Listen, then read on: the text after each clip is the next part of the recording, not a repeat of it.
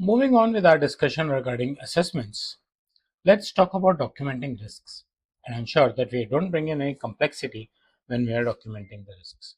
Welcome to my YouTube channel where you regularly see new content on data privacy. And we are going to talk about the quick documentation of risks and what all to document along with documenting the risk without adding any complexity in the environment.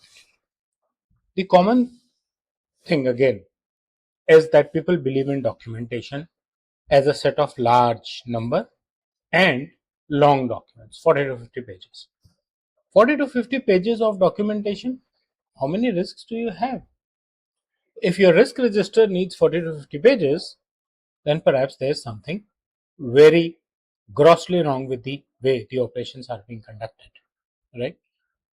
They need to be documented in any case, but you should not make your risk registers or your documents so long that they become difficult for you yourself to understand and navigate at a later time, and especially for the teams, because privacy is not restricted to one team. So we need to be careful accordingly. No one reads these long complex documents. Everyone says, okay, this is the risk teams, they'll take care of. Then someone in the risk will say, okay, which are the high priority ones? Let me have a look at that only. But the idea is that we should know all of them and we should take calculated risk in our business. Documentation in such cases where it is very long becomes a problem in itself instead of becoming a solution to the problems. So, what should you ideally capture? You should capture what is the risk that you have. Why does this risk really matters? What can be done to mitigate the risk? That's very important. And then you should put in a timeline as to by when do you think you want to mitigate this risk. Who is responsible for this particular activity in the organization which is causing a risk to the personal data or can cause a breach to the personal information in the organization. Documentation should not become a problem. Documentation should become a solution to the problems. What do you want to avoid?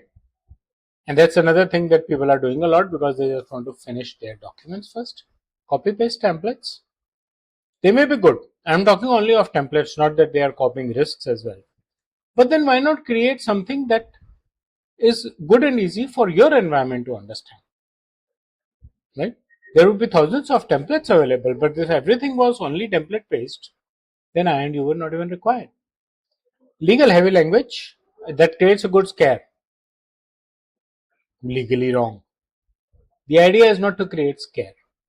Don't act as a salesperson for your own organization that you are creating a scare and forcing them to buy. Put the real things on the table.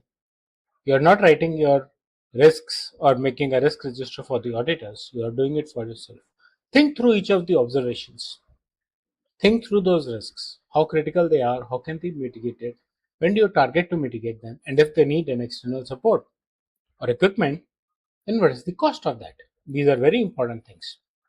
Please do not document anything without thinking about the real impact. Documenting without impact and without mitigation steps is just for creating a document. Does not help. Yes, auditors, regulators, leadership would like to see documents, but they would like to see progress as well. Need to be careful about it. Practically, you should have a simple table or a simple sheet that should have columns explaining the risk, right? It should be easy to operate, it should be easy to understand, it should be easy to act on. I know you'll say we can sort it on name, we can filter it on different columns. Yeah, that is fine. Everyone does that, and I'm sure you would have also been doing in the other risk registers.